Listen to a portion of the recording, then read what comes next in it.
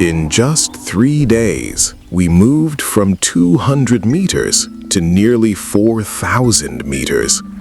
From humid subtropical forests to cold wind-cut alpine ridges.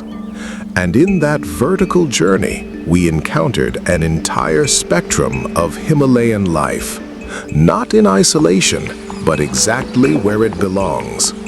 Along roads that climb through clouds, across rivers fed by glaciers, and into forests where birds are often heard long before they are seen.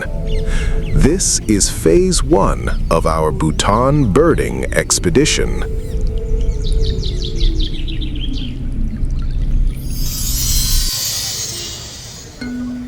We enter Bhutan through Phuentsholing, a border town where Indian and Bhutanese cultures meet seamlessly.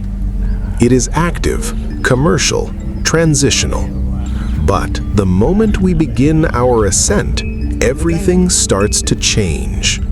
Our team, led by Ramesh Shinai, with local expertise from Jigme Tsering, begins a journey not just across distance, but across altitude, habitat, and ecological zones.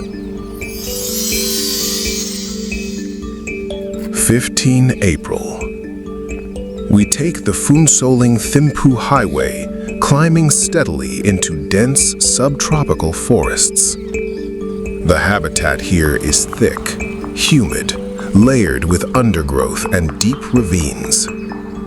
And birding begins immediately. In the lower forest, movement in the undergrowth reveals the golden babbler, a resident species, bright yellow-golden in color. It stays low, often hidden, moving quickly through tangled vegetation. You rarely get a clear view, but once you lock onto it, the color gives it away. Higher along the slopes, the Striated Bulbul appears, a resident of these humid hills with a distinct crest and heavily streaked body.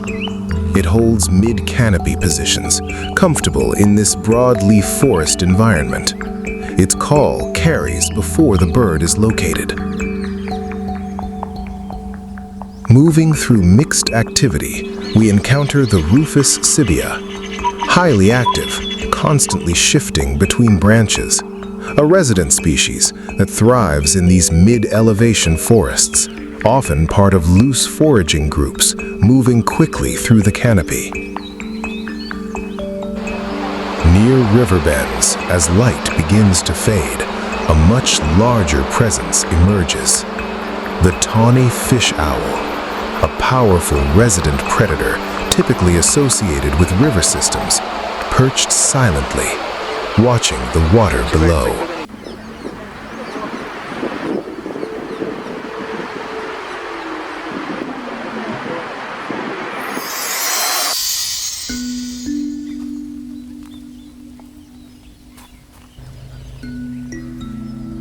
The next morning, we move to Paro and begin the climb toward Tiger's Nest Monastery. Perched nearly 900 meters above the valley floor, this trail passes through cool, temperate forests dominated by pine and rhododendron. Birding here becomes more subtle, visibility drops, and sound becomes critical. From dense scrub along the trail, we first detect the gray-sided bush warbler, a resident of high-altitude undergrowth, almost always heard before it is seen. It stays low, skulking through dense vegetation, offering only brief glimpses, if at all. Moving higher, the Rufous-naped Tit appears, a resident species adapted to cooler coniferous forests, actively moving through branches, searching for insects along bark and needles. Along open sections of the trail, the white-collared blackbird is observed, ground foraging, comfortable in temperate woodland edges, a strong resident presence in this zone. Then, a sudden burst of movement in the canopy, a fast-moving flock. Within it, The Whiskered Yuhina, one of the most striking residents of these mossy forests, always in groups, constantly in motion, a classic example of canopy flock behavior. Nearby, the yellow-cheeked tit joins the activity, bright, energetic, well adapted to vertical forest structure, moving quickly between feeding points.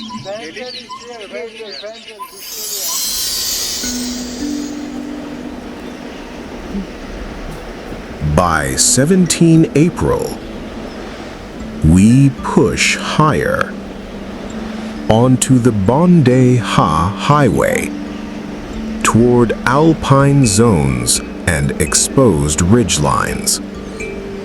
This includes Chelela Pass, one of the highest motorable points in Bhutan. Here, the environment is completely different. Air is thinner, vegetation sparse, and only highly adapted species remain.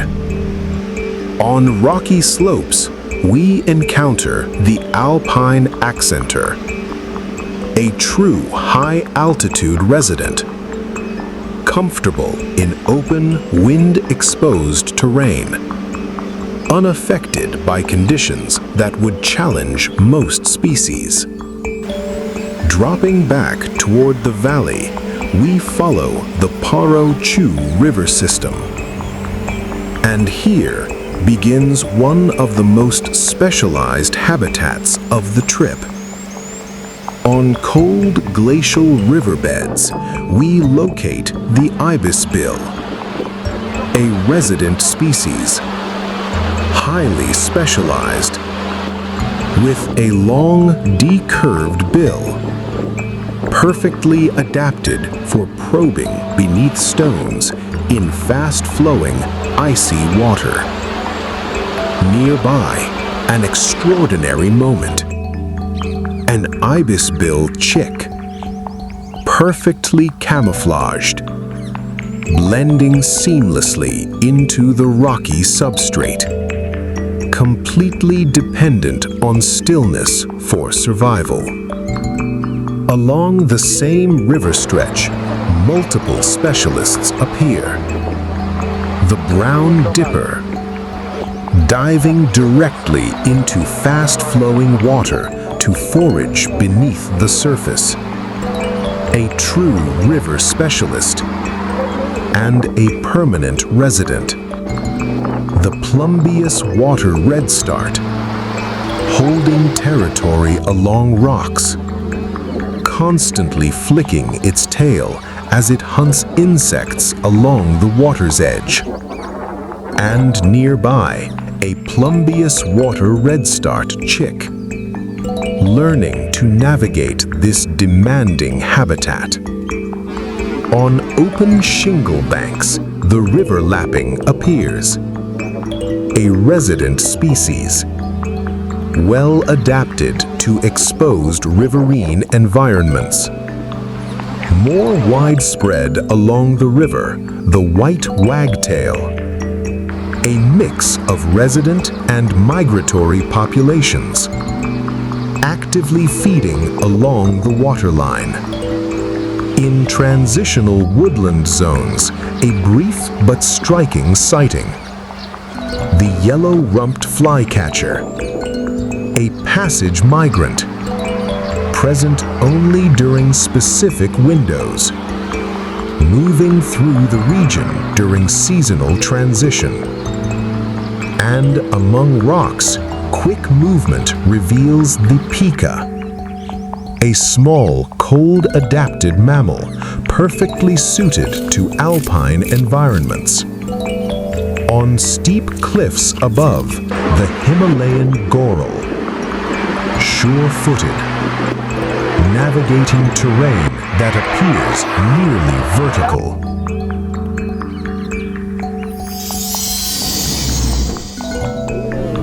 In just 3 days, this journey has moved across one of the sharpest ecological gradients on Earth, from subtropical forests to temperate slopes to alpine extremes.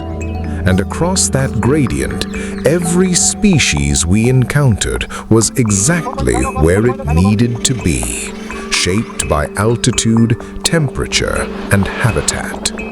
This is what makes Bhutan extraordinary. Not just its biodiversity, but how that biodiversity is layered across vertical space. And this was only Phase 1.